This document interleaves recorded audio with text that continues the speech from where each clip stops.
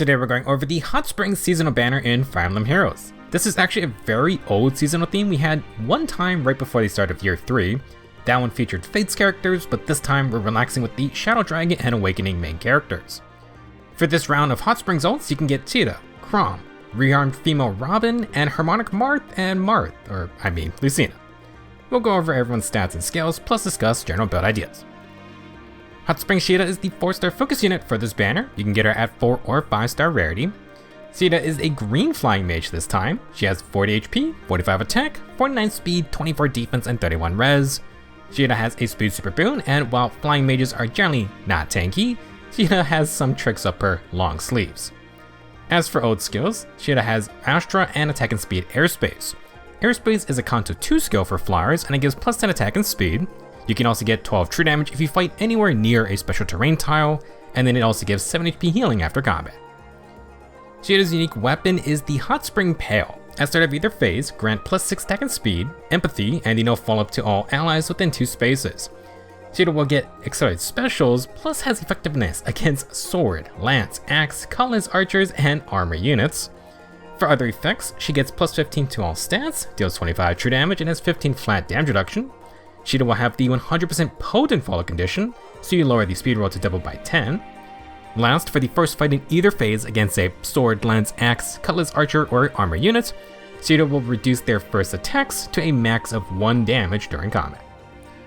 Alright, so Caeda gives a nice surprise of stat buffs with no follow-up.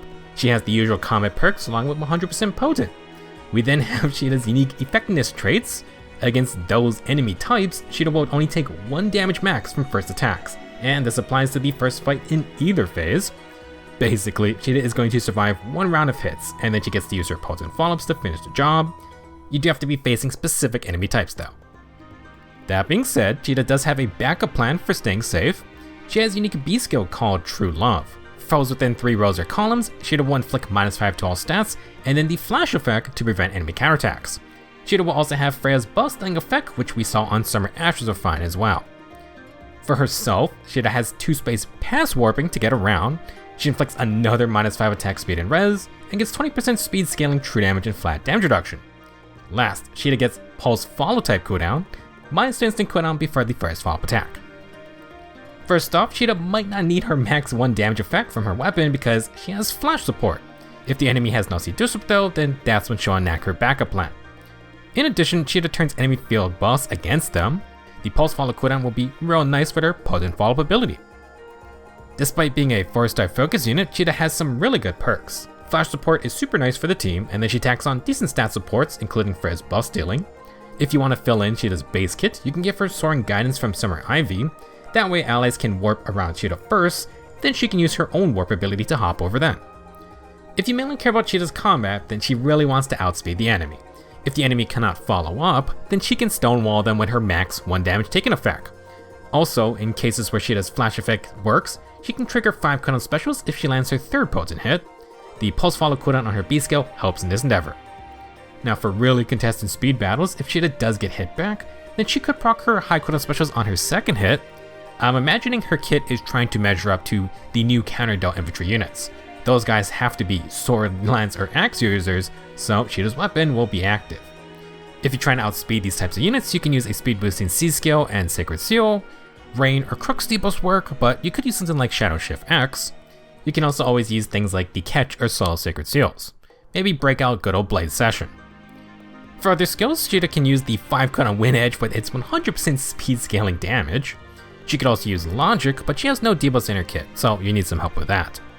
Astra is a perfectly fine stand-in, or you could use Dragon Fang / Magic Light. For A skills, Arya can grant more true damage, but Airspace is Caeda's Kanto skill, so you may want to keep it. In the C slot, another support skill is Silence Ward, although Caeda's effective targets don't include mages or even colored archers. Still, since there are a lot of sword, lance, and axe units, Caeda could mess around with close counter skills. I mean, dealing 1 damage to the typical glass cannon unit is going to be frustrating. That ability only works once per phase though, so probably don't want to rely too much on Caeda for frontlining everything. Overall, Hot Springs Caeda is pretty solid. Flash support, lots of stat support, and then her funny effectiveness niche gains a new ability with only taking 1 damage from certain foes. Caeda will need enough damage and speed to finish off the enemy though. She doesn't really want to actually tank multiple hits. Our first 5-star unit is Hot Springs Chrom. Chrom's back on his horse again and is a Lance Cavalier. Chrom's got 40 HP, 49 attack, 43 speed, 48 defense, and 16 res. Chrom will have an attack super boom. He's going to be dumping resistance for excellent attack and defense along with a little bit of speed. Now for old skills, Chrom's got Blazing Wind and attack and defense Outcry Dull, team attack and defense buffs with some buff neutralization. Chrom's weapon is the Hot Spring Sign. At start of turn and after acting, inflict -7 speed and defense, exposure, speed shackle, and defense shackle on the closest foe plus anyone within 2 spaces. Chrom has the Super Times Pulse effect, so at the start of every turn, Chrom will always knock his special down to at least -2 cooldown from the max. For other effects, Chrom has Slaying, gets +10 to all stats. He gets an extra +2 stats for every single status active on him. These can be positive or negative statuses, and this effect has no cap. Lastly, Chrom has the usual 25 true damage and 15 Excel type flat damage reduction. Chrom will have field and in combat speed and defense debuffs. He then gets his AoE special to 1 cooldown thanks to Slaying and his Super Times Pulse effect. Like his Brave Vault, this Chrom can stack a lot of stats if you stack a lot of statuses onto him. If you had like 10 statuses, that's an extra +20 to attack speed, defense, and res. Just don't lose those statuses. Chrom has his unique assist skill. To Conquer Fate is a reposition assist. Chrom will grant his Gladiator ults Change of Fate status with the Dual Strike status to himself and his repositioned ally. He also gives -1 cooldown, and any bonuses on Chrom or his teammate will get shared with each other. After Chrom uses Kanto, if he used this assist in the current turn, he gets an extra action and re-enables Kanto. This can work once per turn. As a note, Hot Springs Chrom has a unique change to the Dual Strike status. Usually you need to initiate when adjacent to another Dual Strike unit to get the Brave attacks.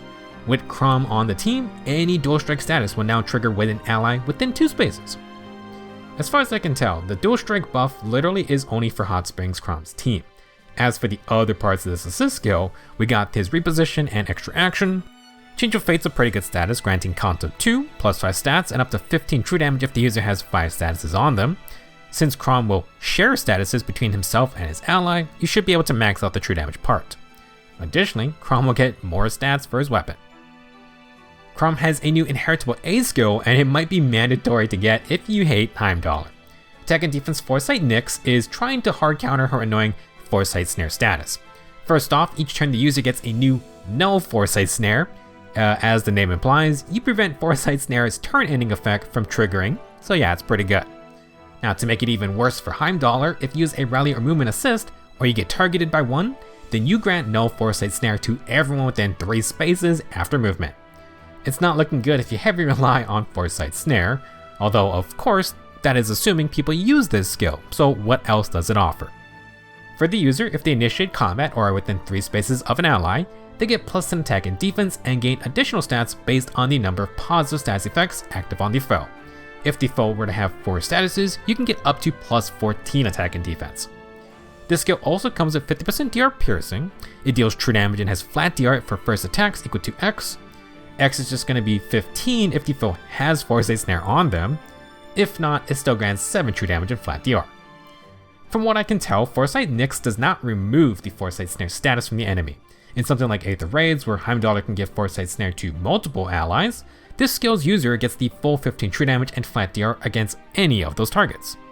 Interestingly, Foresight Nyx is usable by any unit type, even the healers. However, its prerequisites are super rare Aether Raid offense or defense, attack and defense variants.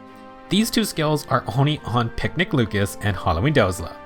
At least Chrom's other skills are much more obtainable unless you wanted all 3 of them. For his second inheritable skill, Chrom brings Riptide Despair. Inflict -4 stats on the enemy during combat.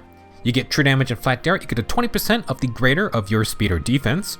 Next, you get full no follow-up, and to use it, you get any HP Desperation to follow up before the foe counters back. Riptide Despair is basically just no follow-up with Desperation, and it builds out of Desperation 3. It can be used by melee cavaliers and flyers, and has no HP conditions or position requirements like Desperation 4. Generally speaking, it's a very straightforward skill. We've combined no follow-up with Desperation for years now. If you want, even a slower unit can use this skill with just a free follow-up. However, any enemy no follow-up effect will put an end to that, so be warned. Chrom's going to be going for the AoE route like his Gladiator ult. He will pre-charge Blazing Wind after using his assist skill, and then he's going to try and finish the job with a 2-tap Desperation. If possible, you can also try to set up Dual Strike for a potential quad. Unfortunately, none of Chrom's true damage skills work on his AoE damage. His defense debuffs and attack buffs from Outcry Doe will help, but besides that, he's not leaning into AoE damage super hard. If you want to help the AoE damage stick, you can try to use something like Fatal Smoke 4 to try and lower the enemy's healing. If you'd rather Chrom get into more brawling and have some enemy phase protection, then you could instead use a 40% DR special. Chrom's gonna put Arch Rival or Wind Edge on 2 cooldown on his player phase. He then gets it to 1 cooldown after his assist. While Desperation is fun, you could use Riptide Guard for Scowl or Impetus Guard for momentum cooldown if the enemy has Scowl effects. If you can trigger Dual Strike, maybe Execution Breath, Bellow, or Heavy Blade's extra cooldown perks can trigger 2 specials in 1 round. Now, there is also an option to get Tempo via Odd Defense Wave 4, but generally Outcry Doe is kinda tough to beat. In the A slot, Foresight Nyx is alright even without the enemy having Foresight Snare. You could run Rival Break or Arm Shield if you wanted though. For specials, Galeforce Mist could be fun with Chrom's extra actions. Shatter Slash works too as a lower cooldown option. In general, try to feed Chrom as many statuses as you can so he gets more stats. If you want to utilize his high defense, you could try to pair him with a Frozen user. If enemies aren't careful, Chrom's simple Desperation game plan can be very deadly, more so if he can set up his buffed up Dual Strike with his friends. Next, Hot Springs Female Robin is our latest seasonal rearmed unit. This is an interesting one because Robin is a colorless flying mage. There are only 4 other inheritable colorless tomes, so for someone like Laurent, this might be your only chance to get an arcane weapon. Now, back to Robin. She has 40 HP, 47 attack, 48 speed, 33 defense, and 21 res. Robin has great offensive stats with a speed super boon.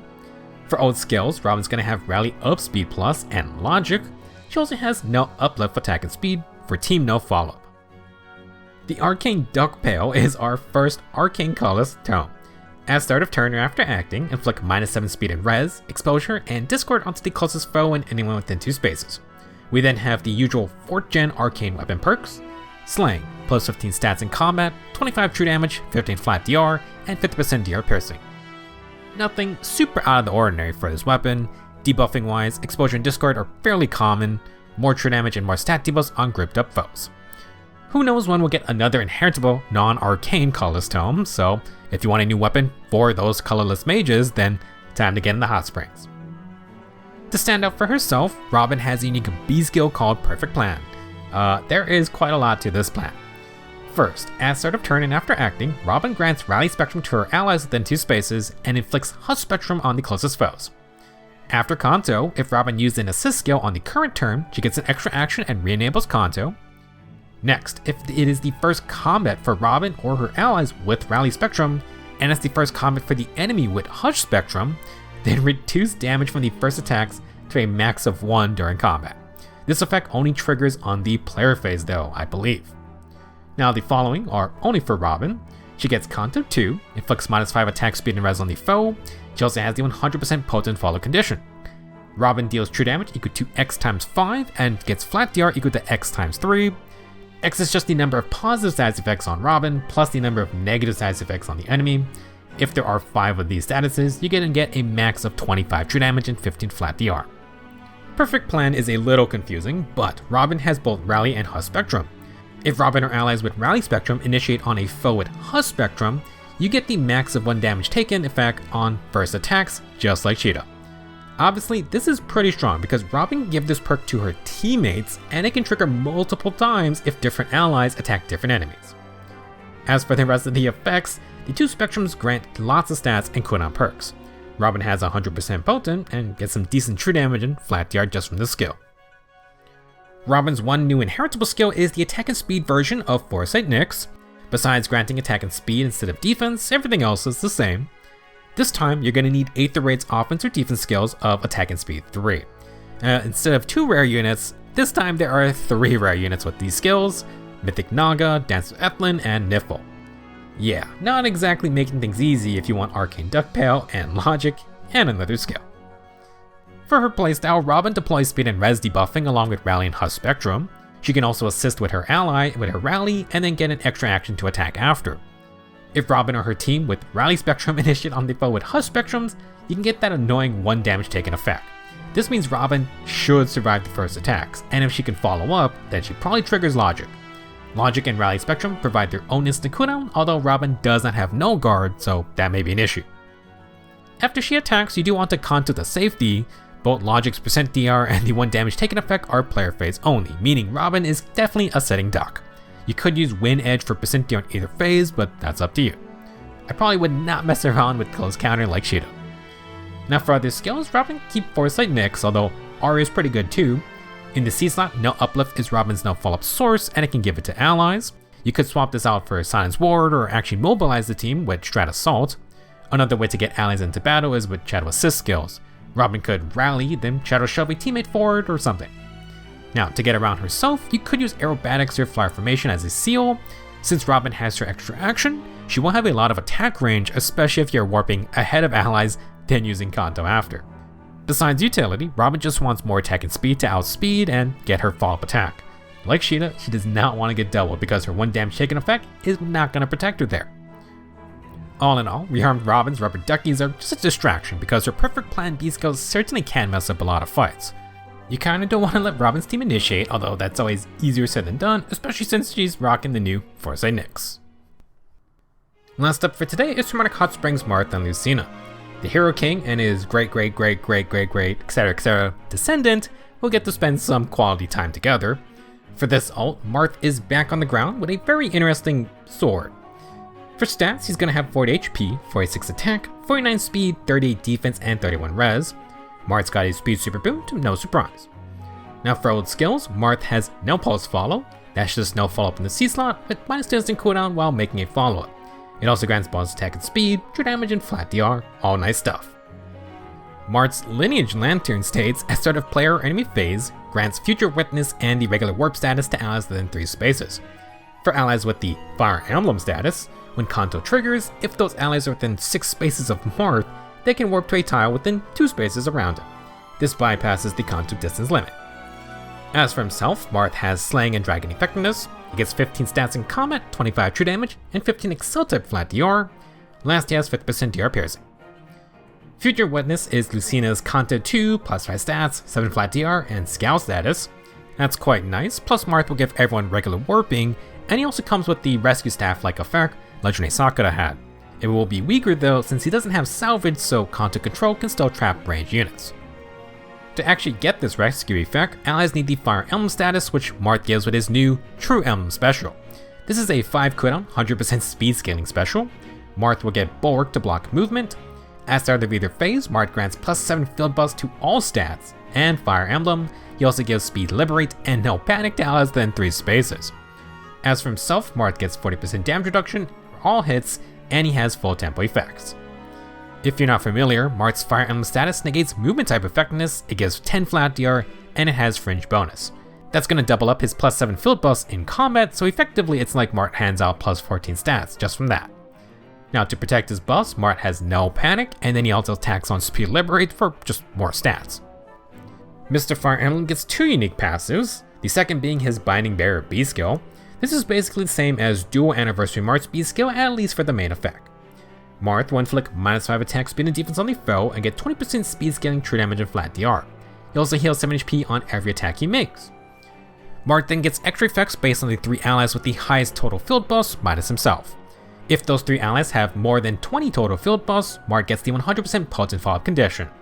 More than 40 field buffs and Marth gets Vantage. More than 60 field buffs and Marth gets Nelsie Disrupt, plus he gets enemy phase Desperation for 1 fight. Like previous ults, the main idea is that Marth's special grants a full plus 7 field buffs to his team. If Marth buffs 3 allies, he gets all the effects listed here. For the first time in enemy phase, he will get Vantage and use Desperation to attack 3 times in a row, assuming potent triggers. Even for other fights, Vantage alone can give Marth the advantage, so either bring Hardy Bearing or somehow get rid of his team's field buffs. Technically, if you can get rid of his allies, then that works too. For Marth and Lucina's Harmonic skill, they will grant Resonance Blades, Fringe bonus, and Attack Liberate to allies from Shadow Dragon, New Mystery, and Awakening. This Harmonic skill will also refresh itself every 3rd turn. The Fringe bonus status will stack with the Fire Emblem status, so that's even more stats for the team. Resonance Blades and Attack Liberate just add on to the pile. For Marth's one new inheritable skill, he has Daz Del Bon, aka Distant Attack, Speed, and Defense Bond. This is a distant counter skill. If unit is within 3 spaces of an ally, you get plus 10 attack speed and defense, neutralize attack speed and defense debuffs, and you get plus 7 flat DR for first attacks. We have a close bond skill earlier this year, so this is just the distant counter version. It upgrades out of DC, and is basically just bond 4 with distant counter with flat DR. It's not super fancy, but it's usable by all melee units. For overall playstyle, Marth is set up for a distant counter stat stacking role. He can grant his team a large number of field and in-combat buffs. You also have so many flat DR sources. Now, to be at full strength on the enemy phase, Marth needs to buff 3 allies. You can also buff 2 allies, and then just the third one needs a plus 4 field buff of any kind. With 60 total field buffs, Marth gets Nussy Disrupt to always counter back. He's going to proc Vantage and his enemy Desperation to attack 3 times in a row. No Pulse follows -2 cooldown will kick in on the second hit. This should allow Marth to trigger True Emblem on his third potent hit. Marth's player phase should be okay as well. Lucina's Future Witness status gives Scowl and you got Kanto 2 to escape. Additionally, Marth will be a rescue beacon, so unless you have Kanto control, he is going to bring his team out of danger after they attack. As for other skills, Marth does have some options. We kinda need no Pulse follows cooldown to trigger True Emblem, but if you got other cooldown sources, we could swap it out. For more initiation range, you could use Burst of Thunder. Swift Life can replace the follow-up effect. Technically, you can also use Arm Shield if you didn't want distant counter in the A slot. It's also Rise Up of 4 for just more flat stats. If you want to go that route, we can even use Instruct, and things are kind of just going to get a bit ridiculous combined with the innate stat buffing Marth's kit already has. All in all, if you like dual anti-Marth, then Harmonic Marth offers similar benefits along with Lucina's Kanto support. Like before, if you have units such as Ichthynir with his plus 3 field buff buffing gimmick, you can give your team plus 10 to all stats, which is the max. Double that with Fire Emblem or triple it with Fringe bonus. Yeah, the numbers can get a bit out of hand. Onto the Tempest Trials rewards. For this month, you can get a free copy of Tea Time Lysithea. She's a colorless flying mage with great offensive stats. Lysithea's big treats inflicts -6 speed and res debuffs with Sabotage, which is not bad, but you have to be within 5 spaces of the enemy. For her own combat, Lysithea gets +6 attack and speed, offense and follow-up, and low speed and res. She also has Kanto 1 with Slang. Lysithea will also have a unique A skill called Mastermind. She takes 1 damage every turn and gets +9 attack and speed. Lysithea gets 80% Treachery true damage with 80% Dominance true damage effects. In other words, she totals up the field buffs on herself and the debuffs on the enemy. Lysithea can borrow buffs and debuffs from nearby foes, so I would say this isn't the worst unique skill to still keep. Unfortunately, if Big Treats isn't to your liking, you may want to replace it with the new Arcane Duck Pail. But if you do that, then you have to give up Mastermind. That may be worth doing, but you also need to go grab a new A skill. As for Lysithea's own fodder, she comes with Desperation 4 and Attack and Speed Oath 4. Honestly, not that bad for budget older skills. Desperation 4 can still be fun for a very simple initiation build. Attack and Speed Oath 4 is just a really easy to use self-buffing skill. As for the Sacred Seals for this event, you can get Attack and Speed Link 3. After a movement assist, you grant +6 attack and speed to the unit and target ally. Link skills are usable by basically everyone and compare nicely with the units like Chrom or Robin who get extra actions after assisting. Link is also not bad to fill in team buffing skills like Favor or the Home Cavalry skills. Sadly, they refuse to make Defense and Res versions of those, so the Attack and Speed Link Seal may not be the best fit. There is, however, Defense and Res 10 at Hone the melee infantry units can use. It may not be the most glorious, but Link offers an option for a full field buffing build. Next, Resonance 3 becomes a Sacred Seal. Resonance is the mage only skill that drains HP every fight. In exchange, you get true damage and DR piercing. From the tier 4, we're going to be missing the speed and res debuffs and you get less DR piercing, but you do actually have the same true damage effect, which is nice. The main condition for Resonance is your starting base HP before entering battle. If you have 35 HP, you only get the minimum 6 true damage and 21% DR piercing. It's kinda eh. To get the full 12 true damage and 42% DR piercing, your unit needs 50 starting HP. Unless you have merges or use rise above / quad A seals, that may be a challenge for units like the new mages on this banner to hit. In addition, Resonance is just pure damage, plus Shida and Robin both have innate DR piercing already. They may care more about some extra speed versus a little bit more damage, but that's up to you. If you're okay losing HP and you just want true damage and DR piercing, then that's what the Resonance skill is for. Last, not from the Tempest Trials, but from the 109th Squad Assault, you can get Squad Ace DE3. This grants a flat +4 attack, defense, and res. This is going to be an upgrade over the Squad Ace CA, CK, and CU Sacred Seals. That'll be it for this month's seasonal banner. The return of the Hot Springs is neat, but be aware that next up is Choose Your Legends 10. Unless they want a slow power creep, we're probably getting Generation 11 BST, and the CY units usually introduce decent new skills. If you're short on orbs, I would suggest waiting a little bit. However, if you do not like the glasses lady with the megaphone, well, Foresight Nyx is a pretty blatant counter to her shenanigans. It's always a telling sign when they make a skill specifically to spite one specific unit. Anyway, that'll be it for this video. Thank you for watching, and I will see you in the next one.